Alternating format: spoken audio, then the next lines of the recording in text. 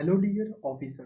मुझे उम्मीद है कि आप लोगों ने लास्ट फ्राइडे की क्लास में काफ़ी कुछ सीखा हुआ था ज्वार और भाटा के बारे में। आज हम उसी सीरीज को आगे बढ़ाएंगे और देखेंगे कि आज ज्वार भाटा में क्या क्या है। इससे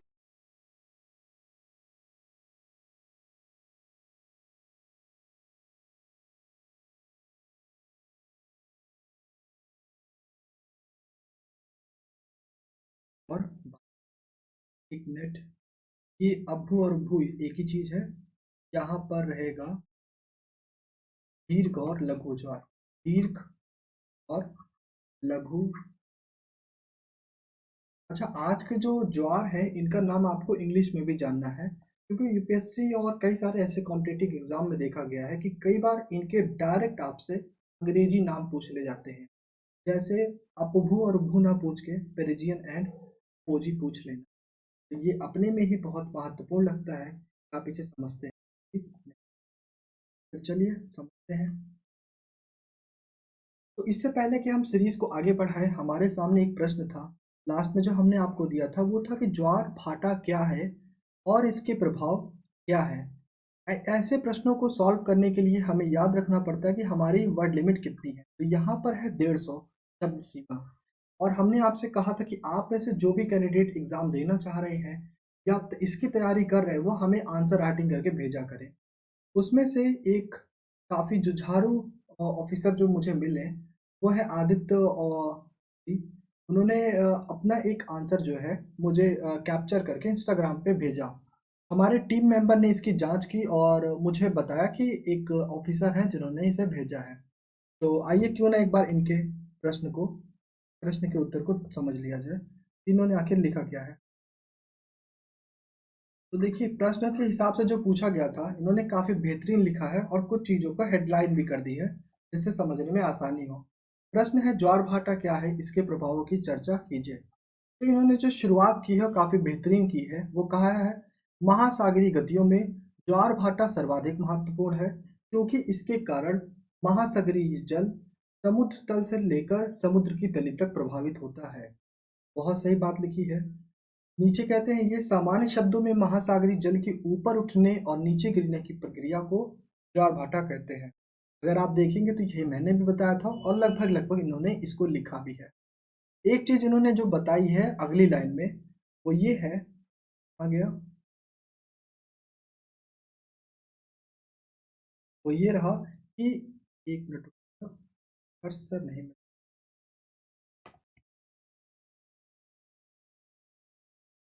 तो ये अपने लाइन में आगे बोलते हैं कि जब महासागरीय जल ऊपर उठकर समुद्र तट की ओर जाता है तो उसे ज्वार, तथा इसके विपरीत जब महासागरीय जल नीचे गिरकर तल की ओर लौट जाता है तो इसे भाटा कहते हैं। और ये एक महत्वपूर्ण लाइन है। ये दैनिक और आवर्ती प्रतिक्रिया है। मैंने बताया था कि आवर्ती क्यों, क्योंकि ये एक फिक्स टाइम के बाद आता रहता है। आप कमेंट सेक्शन में बताइए, लाइव कमेंट सेक्शन में बताइए कि 24 घंटे बाद उसी पॉइंट पे कितने मिनट का अंतर पाया जाता है जब किसी पॉइंट पर ज्वार आता है। अगला इन्होंने बताया उत्पत्ति, जिसे हम अपने मेन बॉडी में रख सकते हैं, जो कि है ज्वार की उत्पत्ति का प्रमुख कारण चंद्रमा और सूर्य की गुरुत्वाकर्षण शक्ति है, जो कि बहुत सही है।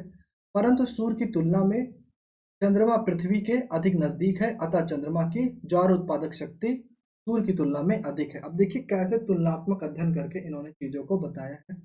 काफी बेहतरीन है। ज्वार प्रतिदिन एक स्थान पर 12 घंटे 26 मिनट के समय अंतराल पर 2 बार आता है। वही है, 26 को आप डबल कर देंगे तो आपको 52 मिनट का अंतराल देखने को मिलता है। और ये घंटा जो होगा 24, यानी एक दिन का जो अंतर होता है वो पूरा पूरा होता है 52 मिनट का, और 12 घंटे का 26 मिनट। सेम बात लिखी हुई है। और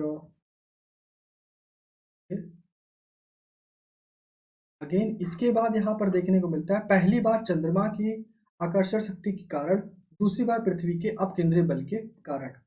ये इन्होंने वही बात लिखी है कि जो फोर्स आता है, जो ज्वार आता है, एक चंद्रमा की आकर्षण शक्ति की वजह से और दूसरी अपकेंद्रीय बल के कारण। चंद्रमा की आकर्षण शक्ति के कारण आने वाले दो ज्वारों के समंतराल की 24 घंटे में 52 मिनट का होता है। वही बात है जो यहाँ पर ऊपर लिखी गई है। इसके बाद जबकि यह समय अंतराल 24 घंटे होना चाहिए, इसका कारण है पृथ्वी व चंद्रमा की घूर्णन गतियों में अंतर होना, जिसको हम लोगों ने पढ़ा भी हुआ। ये भी इंपॉर्टेंट लाइन है। इसका प्रभाव क्या है? अब देखिए ये अपने जो लाइन है इन लाइनों को अंत कर रहे हैं, मतलब फिनिश कर रहे हैं, जिसको हम रैप अप बोलते हैं या फिर नरसंहार बोलते हैं। हाँ, उपसंहार बोलते हैं, सॉरी नरसंहार तो काफी गलत हो जाएगा। ओके, तो क्या इन्होंने बोला है? ये इन्होंने कहा है कि सकारात्मक ने क्या बोला है? यह अपने साथ समुद्र तट पर फैली गंदगियों में बहाकर सागर में ले जाया जाता है। आपको याद होगा कि हमने बताया था कि सपोज कीजिए कि ये समुद्र तट है और यहाँ से पानी आ रहा है और जब वापस ज्वार आ जाता है, ऐसी परिस्थिति में गंदगियों को ये रिमूवर का काम करता है, जो कि सही बात लिखी है। नकारात्मक क्या है? इससे जन धन की हानि का खतरा प्रतिदिन बना रहता है तथा समुद्र के किनारे होने वाली मानव की आर्थिक क्रियाएं बाधित होती हैं। तो अगर इनके प्रश्न को इवैल्यूएट किया जाए तो इन्होंने जो प्रस्तावना दी है, जो इन्होंने प्रस्तावना दी है उसके हिसाब से इनकी जो प्रस्तावना है वो लगभग लगभग 80% सही है। इनकी मुख्य बॉडी की बात करें, यानी कि मुख्य भाग की बात करें, तो मुख्य भाग भी इनका लगभग लगभग 70% सही है। अभी मैं बता रहा हूँ 70% क्यों है, आगे हम चलकर डिस्कस करेंगे 70% क्यों है। लेकिन जिस हिसाब से मैंने पढ़ाया था, अगर उस हिसाब से देखें तो इन्होंने जो आंसर राइटिंग की है वो लगभग 99% एक्यूरेट है। 1-2% की कमी कहाँ है वो मैं आपको बताते रहूँगा, वो शायद मैं आपको कल की क्लास में बताऊँ जब हम शुरुआत करेंगे प्रवाल और प्रवाल भित्तियों की। और जब हम बात करते हैं उपसंहार की, उपसंहार भी इन्होंने काफ़ी बेहतरीन तरीके से लिखा है और उपसंहार के हिसाब से देखें तो इन्हें लगभग 75% मार्क्स मिले। अब आप सोचेंगे कि सर आपने तो खुद ही बताया था कि यही दो मेजर हैं, दो ही जो है प्रमुख हैं इसके उपसंहार, सकारात्मक प्रभाव और एक नकारात्मक प्रभाव। लेकिन इसके साथ साथ अभी और भी है जो बहुत ही महत्वपूर्ण है। अगर आप इंग्लिश वाली बैच भी पढ़ते हैं तो इंग्लिश बैच में आपने देखा होगा, अगर आप हिंदी में पढ़ते हैं तो अभी आप इस बैच में देखेंगे, या फिर आज हो सकता है कि मेरी तरफ बारिश होने की वजह से आज पता नहीं कैसे मेरा जो वाईफाई का इंटरनेट है वो कैच नहीं कर, तो हो सकता है कि आज की वीडियो मैं आपके लिए बहुत छोटी डालूँ, इसके लिए आपको परेशान नहीं होना है क्योंकि मुझे अब जो अपलोड करना पड़ेगा वो मोबाइल के इंटरनेट से करना पड़ेगा और उसमें जो प्लान है वो काफ़ी छोटा लिया गया है। क्यों? क्योंकि इतना वाईफाई है तो और प्लान लेने की क्या ज़रूरत है। चलिए, तो अगर बात करें तो यहाँ पर अब ये आपकी भूमिका है कि सभी लोग एक बार प्रस्तावना और मुख्य भाग, अगर आप सच में पढ़ रहे हैं तो, और उपसंहार लिख कर मुझे भेजें। आज तो मैंने इनका जो उत्तर है उसके हिसाब से चीज़ें बता दी कि कैसे कैसे लिखा गया है। लेकिन अब जो अगला मेंस होगा, यानी आज हम आपको प्री का क्वेश्चन देंगे और अगले मेंस में हम आपको बताएंगे कि और ऐसी क्या चीज़ें हैं जो हम इसमें सुधार कर सकते हैं। लेकिन एक दिन आपको और दिया जाता है क्योंकि मैं चाहता हूँ और आंसर राइटिंग आए मेरे पास, जिससे मैं आपके लिए इवैल्यूएशन यानी मूल्यांकन कर सकूँ। क्योंकि जब मूल्यांकन होगा तभी आप समझ पाएंगे कि कहाँ गलती है और कहाँ नहीं। अगर देखा जाए, अगर मुझे मार्क्स देना हो 10 में से तो मैं 10 में से इनको लगभग 7 या 6.5 मार्क्स दे देता। लेकिन मैं इस तरीके से कॉपी चेक कर रहा हूँ, इनकी इवेल्युएट कर रहा हूँ कि सपोज करें कि कॉपी गई यूपीएससी के पास, इस हिसाब से इनको मिलते हैं 4.5 नंबर। अब आप यकीन नहीं मानेंगे, 4.5 नंबर अपने में बहुत बड़ी बात होती है। आप इस बात को नहीं समझते हैं, एक बार जो फर्स्ट रैंक लाया होगा उसकी जाके परसेंटेज देखिएगा, तब आप समझ जाएंगे कि क्यों मैं बोल रहा हूँ 4.5 बहुत है। चलिए, तो आज हम पढ़ने वाले हैं दीर्घ ज्वार और लघु ज्वार, पेरिजियन एंड अपोजी यानी कि उपभू और अपभू, और उष्णकटिबंधीय ज्वार और भूमध्यरेखीय ज्वार। तो ये है आज का हमारा टॉपिक। चलिए सबसे पहले, अच्छा सबसे पहले उपभू अपभू नहीं है, अपभू और उपभू नहीं है, सबसे पहले है दीर्घ ज्वार। दीर्घ ज्वार आज मैं थोड़ा स्पीड तेज रखूंगा, इसके लिए मैं आपसे माफी भी चाहता हूँ और टाइमिंग भी मुझे देखनी पड़ेगी। ओके, आज की क्लास शायद आधी घंटे ही चल, जो मैक्सिमम है, बट डोंट वरी, आपको परेशान नहीं होना है। आपका टॉपिक कवर होगा, आज नहीं कल कवर होगा, वो भी प्रवाल और प्रवाल भित्तियों के साथ। तो दीर्घ ज्वार को अगर जब हम समझते हैं तो इसमें एक जो शब्द है वो लिखा है दीर्घ। दीर्घ का मतलब ये होता है बड़ा ज्वार, बड़ा ज्वार। अब प्रश्न ये उठता है कि अगर बड़ा ज्वार है तो कोई ना कोई तो आपके पास आधार होगा जिसके बेसिस पे आप कह रहे हो कि वो बड़ा है। किसी ना किसी से कोई व्यक्ति बड़ा होता है। तो ये ज्वार किससे बड़ा है? ये ज्वार बड़ा है सामान्य ज्वार की तुलना में। अब प्रश्न ये भी उठता है कि सामान्य ज्वार कब आता है और किसकी वजह से आता है? तो सामान्य ज्वार आता है चंद्रमा के आकर्षण बल के वजह से। चंद्रमा के आकर्षण बल के वजह से मुख्य कारण आपका यही है। और जो और भी इसके कारण थे मैंने आपको इसकी पहली क्लास में बताया था। आज इसका दूसरा भाग चल रहा है। तो ये है चंद्रमा के आकर्षण बल के कारण। अब प्रश्न ये है कि जब सामान्य ज्वार चंद्रमा के आकर्षण बल के कारण आ रहा है तो जब बड़ा ज्वार आएगा तो अचानक से क्या चंद्रमा का आकर्षण बल बढ़ जाएगा? तो इसका उत्तर है जी हाँ, कुछ हाँ। अब ये आपको सोचना पड़ेगा कि ये पॉसिबल कैसे हो सकता है। चलिए समझ लेते हैं। मान लीजिए कि यहाँ पर है आपका पृथ्वी, इसको हम अर्थ लिख देते हैं, और यहाँ पर है आपका मून। इनके बीच की डिस्टेंस को यानी हम इनके बीच की दूरी को मान लेते हैं x किलो। ठीक है। अगला जो हम लेते हैं, मान लेते हैं कि यहाँ पृथ्वी है और यहाँ पर है चंद्रमा। अब इनके बीच की दूरी को हम मान लेते हैं y किलोमीटर। देखिए मैं चाहूँ तो आपको एक बार में एक लाइन में उत्तर दे सकता हूँ, बट मैं चाहता हूँ कि आप फिर थोड़ा थिंकिंग करना शुरू करो। चलिए समझते हैं कि कैसे होगा। हमें वास्तव में करना क्या है, हमें लेकर के आना है बड़ा ज्वार। हमने अपने दिमाग में रखा कि भाई साहब हमें लेकर आना है बड़ा ज्वार। जब बात करते हैं हम बड़े ज्वार की, तो बड़े ज्वार के लिए हमें चाहिए बड़ा गुरुत्वाकर्षण बल। बड़ा गुरुत्वाकर्षण बल, बड़े का जहां तात्पर्य है अधिक गुरुत्व से। अब आपको पता होगा कि जो चंद्रमा है उसकी गुरुत्वाकर्षण बल एक फिक्स्ड है, दूरी के हिसाब से वो घट बढ़ सकती है।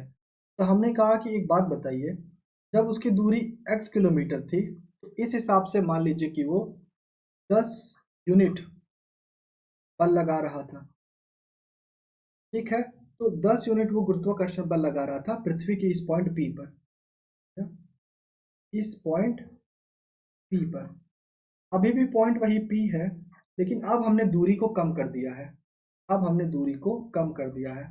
अब आप बताइए, जब दो बॉडी दूर दूर है तो उनके बीच जो गुरुत्वाकर्षण बल होगा वो कम लगेगा, लेकिन जब हम उनको पास ला दें तब उनके बीच क्या लगता है, गुरुत्वाकर्षण बल ज़्यादा हो जाता है। बहुत सामान्य चीज़ है। मैंने स्पीड इसलिए तेज की है, दो रीज़न है। पहला, इसके बारे में हम अध्ययन कर चुके हैं। दूसरा, आज मैं इसकी एक पूरी वीडियो नहीं डाल पाऊंगा due to the internet issue. Upload ही नहीं हो पाएगी अगर मैं ज़्यादा कर दूंगा। फिर मुझे वेट करना पड़ेगा, जो आपकी क्लास 6 बजे है हो सकता है कि 10 बजे रात में आए या सुबह आए, तो कोई मतलब नहीं है, इसलिए टाइम पे ही रहते हैं। तो 10 यूनिट हो गया यहाँ से।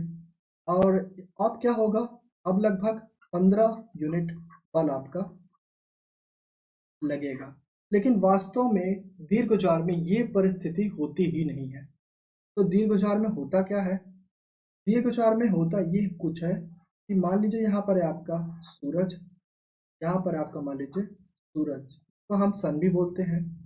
और यहाँ मान लीजिए है आपका मून, और यहाँ मान लीजिए है आपका अर्थ। इससे पहले कि मैं एक्सप्लेन करूँ इसे, आप क्लास 6 की चीज़ें याद करें जो आपने कभी बचपन में पढ़ी थी। जब सूर्य चंद्रमा इस तरह की स्थिति बनाते तो इन्हें हम क्या बोलते हैं? जब तीनों एक ही लाइन में आ जाए, ये होता है सिजगी। ये होता है सिजगी। एग्जाम में कई बार पूछा जाता है कि सिजगी क्या है। जब सूर्य चंद्रमा और पृथ्वी एक ही सीधे में आ जाते हैं तो उसे हम बोलते हैं सिजगी। क्या? सिजगी। उम्मीद है आपको ये बात बड़ी आसानी से और अच्छे से समझ में आई होगी। अपने नोट्स में ये लाइन ऐसे आप लिख लिया करिए। जैसे मैंने यहाँ सिजगी बोला ना, तो आप लिख लीजिए अपने आप से। यही है नोट्स बनाने का खुद से तरीका। किसी के नोट्स को छापना नहीं है। क्यों? क्योंकि आपको अपने मौलिक विचार प्रस्तुत करने हैं, आपके खुद के और स्वतंत्र विचार प्रस्तुत करने हैं मेंस में, तभी आप जा करके अपना सिलेक्शन ले पाओगे। तो मैं आपको बता रहा था कि मान लीजिए ये मून है और ये अर्थ है। अभी भी यहाँ पे पॉइंट पी है। अब देखिए, मून या मान लीजिए कि इसकी दूरी अभी है x किलोमीटर पी से, और सन की जो दूरी है वो मान लीजिए है y किलोमीटर। आप अपने मन में एक बात सोचिए कि जो चंद्रमा है, चंद्रमा का जो आकार है वो कम है, यानी उसका गुरुत्वाकर्षण बल कम लगेगा। सूरज का आकार बहुत ज्यादा है लेकिन उसका गुरुत्वाकर्षण बल अधिक लगना चाहिए, लेकिन दूरी बहुत ज्यादा होने की वजह से कम गुरुत्वाकर्षण बल लगता है। इसको हमने पिछली क्लास में भी पढ़ा था। तो अगर मान लीजिए कि हम बात करें कि जो x है, x क्या है, काफी ज्यादा छोटा है y की कंपैरिजन में। क्या आप समझ पाए? मान लीजिए इनके बीच की दूरी है, अगर इसको हम एक नॉर्मल शब्दों में समझें, ये है 10 यूनिट। पृथ्वी और चंद्रमा के बीच की दूरी कितनी मान लेते हैं? 10 यूनिट। तो ये होगा कम से कम 100 यूनिट। ये एक अनुमान के हिसाब से है, वास्तविक दूरी ये नहीं है 100 यूनिट, मैंने इसलिए यूनिट लिख ली है। तो लगभग आपको 10 गुना का अंतर दिख जाएगा, वास्तव में इतना गुना नहीं है। इस हिसाब से क्या होगा कि जो यहाँ चंद्रमा बल लगाएगा, यानी कि अगर हम बात करें बिंदु P पर, अगर आप देखिए बिंदु P पर जो चंद्रमा का गुरुत्वाकर्षण बल होगा वो कितना होगा? चंद्रमा का गुरुत्वाकर्षण बल मान लीजिए है 12 यूनिट। कितना है? 12 यूनिट। और उसी बिंदु P पर सूर्य भी तो कुछ ना कुछ गुरुत्वाकर्षण बल लगाएगा। अब वो चाहे कम लगाए चाहे ज्यादा, चाहे थोड़ा ही ज्यादा लगा दे, मान लीजिए कि उसने 1 यूनिट और लगा दी, यानी कि जब भी ऐसी परिस्थिति बनेगी जब तीनों एक सीध में आ जाए, तब चंद्रमा भी उसके ऊपर बल लगाएगा और सूर्य भी उसके ऊपर बल लगाएगा। बल का मतलब गुरुत्वाकर्षण। यानी कि अब पृथ्वी पर पहले लग रहा था सिर्फ और सिर्फ 12 यूनिट का बल, अब लगेगा 12 और एक 13 यूनिट का बल। क्या आप समझ पाए? देखिए, मैंने आपको डायरेक्ट नहीं बताया कि हमें पढ़ना क्या है। मैंने बताया कि हमारा जो टारगेट है वो है कि बड़ा ज्वार लाना है। बड़ा ज्वार के लिए बस किसी तरीके से जो गुरुत्वाकर्षण बल है उसको बढ़ा दो। तो हमने पहली कंडीशन ये लेके गई, हमने कहा कि पहला ये ले लो, तो उन्होंने साफ साफ कह दिया कि जी नहीं, हम ये वाला अप्लाई नहीं करेंगे। ये भी अप्लाई होगा लेकिन हमने कह दिया कि नहीं, ये अप्लाई नहीं करेंगे। तो उन्होंने कहा कि चलिए दूसरा दिमाग लगाइए, तो हमने कहा ठीक है। दूसरा ये है कि तीनों को एक सीध में ला देते हैं। तो ऐसी स्थिति में हमने देखा कि ये 13 यूनिट हो गया, यानी कि जो गुरुत्वाकर्षण बल है बढ़ गया। अब गुरुत्वाकर्षण बल अगर बढ़ा तो जो ज्वार की ऊंचाई है वो भी अपने आप क्या होगी? बढ़ जाएगी। बात समझ में आई? उम्मीद है आपको बात समझ में बहुत ही ज़्यादा आसानी से आ गई होगी। चलिए, अब यही चीज़ आपको यहाँ पर देखने को मिल रहा है, ये फिगर के माध्यम से, ताकि आपको आसानी समझ में आ जाए। यहाँ पर मान लीजिए ग्रेविटी लग रही है पॉइंट पी पर mg, और सन के वजह से इसी पॉइंट पर लग रही है जो ग्रेविटी वो है एस जी। एस जी क्या है? काफ़ी ज़्यादा लेस है जी से, मतलब काफ़ी ज़्यादा कम है मून के ग्रेविटी से, केवल पृथ्वी के संदर्भ में। इस वजह से, लेकिन जो इनका जो परिणामी होगा, का जो परिणामी होगा, मतलब जब आप यहाँ पे जोड़ेंगे तो ये कुछ ना कुछ ज़्यादा होगा। ये क्या होगा? परिणामी बल बढ़ जाएगा। और जब परिणामी बल बढ़ेगा तो ज्वार की ऊंचाई क्या होगी? कमेंट सेक्शन में बोलते रहिए फटाफट सभी लोग। टीम मेंबर को हमने इसीलिए जोड़ के रखा है, अलग से चार्जेस उनकी इसीलिए दिए जा रहे हैं ताकि वो आप उनके साथ इंटरेक्शन कर पाए। चलिए, तो ज्वार की ऊंचाई क्या होगी? बढ़ जाएगी। तो रिजल्ट में आपसे प्रश्न पूछा गया है कि बताइए जो टाइड है यानी कि जो ज्वार है, ज्वार क्या होगा? ज्वार की ऊंचाई बढ़ जाएगी, और इस कंडीशन को बोलते हैं सिजगी। अच्छा, अब मैं आपसे जो प्रश्न पूछने वाला हूँ उससे पहले मैं आपको बता दूं, ऐसी जब परिस्थिति बनती है तो इसको हम बोलते हैं सूर्य ग्रहण। क्या बोलते हैं? सूर्य ग्रहण। अगर आपको इसके बारे में पहले से पता है तो बहुत अच्छी बात, अन्यथा आप इसके बारे में अपने मम्मी पापा से या घर में किसी बुजुर्ग या फिर किसी छोटे से पूछ सकते हैं। मुझे उम्मीद है उनको इसके बारे में डिटेल में पता होगी। हो सकता है कि आपको भी इसके बारे में बेहतरीन तरीके से पता हो। तो ये था कि सूर्य ग्रहण की स्थिति में ज्वार ऊंचा आए। अब एक प्रश्न और भी है यहाँ पर मेरे लिए। अगर सूर्य ग्रहण की आपने स्थिति देखी तो आप चंद्र ग्रहण की भी क्यों ना स्थिति।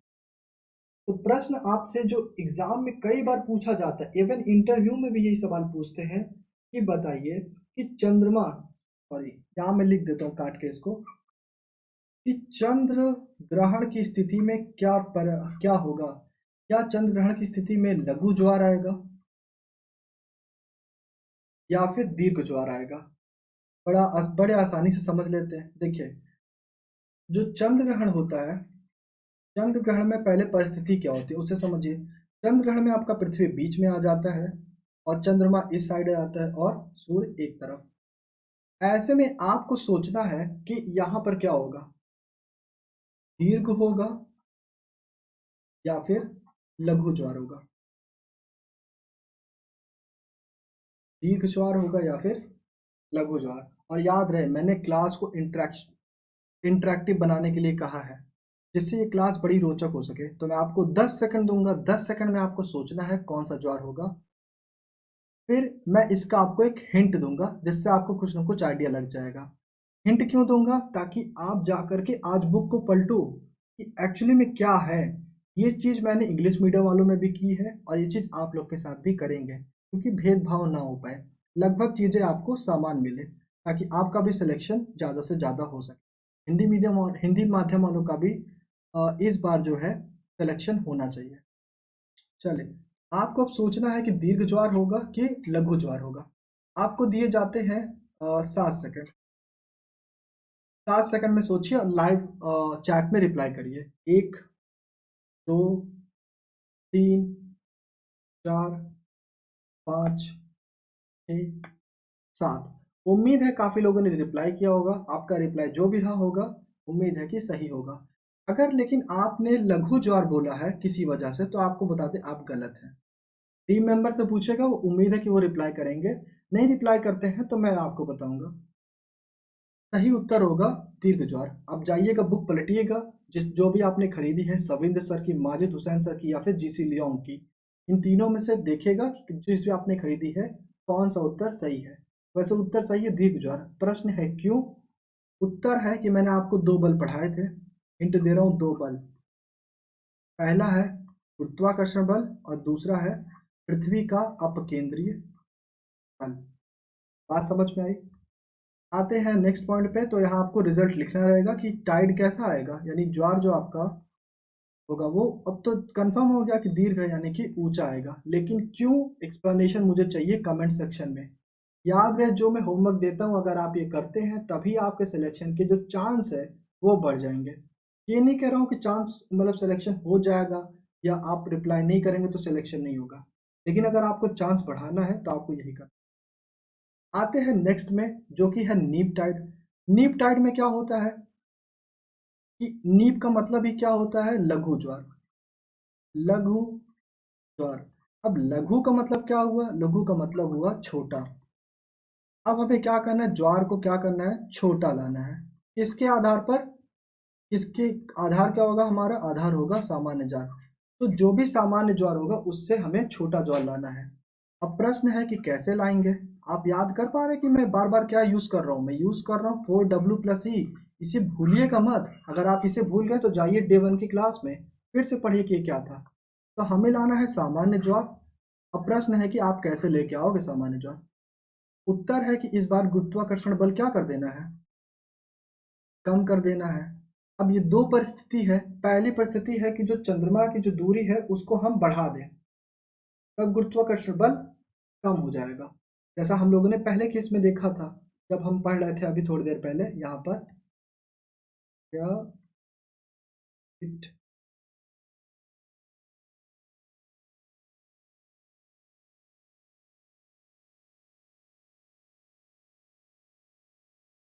यहाँ देखिए, जब पृथ्वी और चंद्रमा के बीच में दूरी अधिक थी तो बल कम लग रहा था।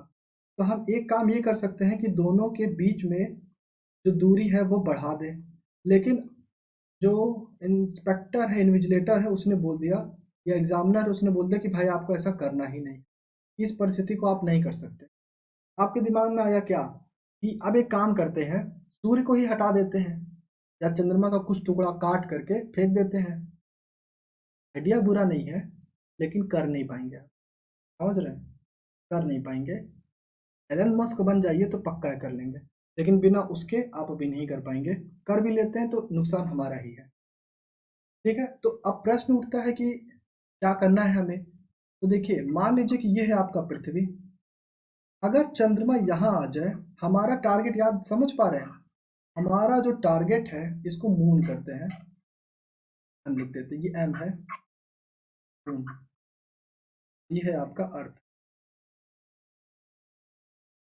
ठीक, हमारा टारगेट है कि किसी तरीके से इनका जो चंद्रमा और पृथ्वी का बीच का जो गुरुत्वाकर्षण बल है उसे कम करना है। तो एक काम करते हैं ना, इसे ऐसे लगा देते हैं इस अलाइनमेंट में, और साथ में यहाँ पे रख देते हैं सूर्य को। अब ऐसी परिस्थिति में क्या होगा, एक गुरुत्वाकर्षण बल पृथ्वी के इस बिंदु को यहाँ खींचेगा और इस बिंदु को जो है, या इसका गुरुत्वाकर्षण बल चंद्रमा का यहाँ खींचेगा। फलस्वरूप न बल इधर जा परिणामी काम करेगा ना इधर, तो काम कहाँ करेगा। तो इस बार जो परिणामी बल होगा, इस बार जो परिणामी बल होगा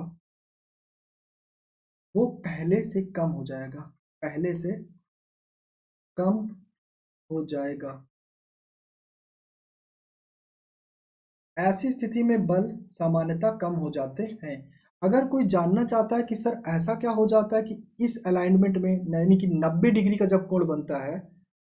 हाँ, अब देखिए मैंने एक चीज बोला, 90 डिग्री का कोण, 90 डिग्री का कोण।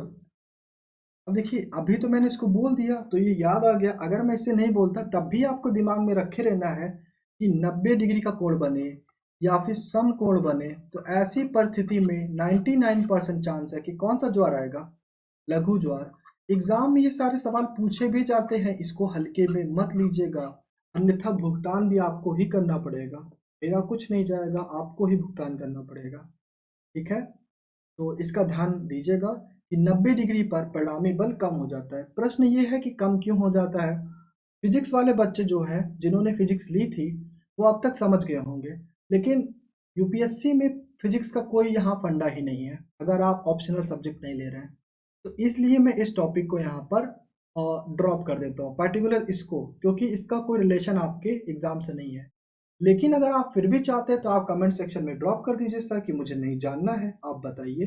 तो संडे डाउट क्लास में मैं आपका डाउट उठा लूंगा, तो वहाँ पर मैं आपको बता दूंगा एक्सप्लेन, फिजिक्स के भी हिसाब से और ज्योग्राफी के भी हिसाब से, मतलब दोनों एक ही है लगभग में। तो एक्सप्लेन करके बता दूंगा कि क्या कारण है।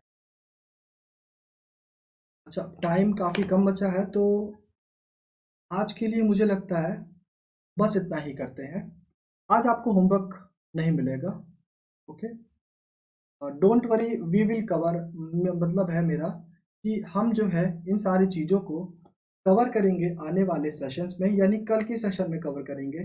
कल हम करेंगे सबसे पहले क्या, कल हम सबसे पहले करेंगे इट, हम पेरिजियन एपोजी को कवर करेंगे, उष्णकटिबंधीय को कवर करेंगे और भूमध्य रेखीय ज्वार को कवर करेंगे। इसी के साथ हम पढ़ेंगे कि न्यूटन का संतुलन सिद्धांत क्या है, उनकी सीमाएं क्या रही हैं, और इसी के साथ मैंने आपसे बताया था कि लास्ट में हम फिर से प्रभाव पढ़ेंगे, जो मैंने ऑफिसर आदित्य जी की कॉपी में बताया कि इनके में एक दो चीज कमी है, वो कमी को क्या है उसे हम कल एक्सप्लेन करेंगे, और कल हम फिर से इसी आंसर राइटिंग को करेंगे।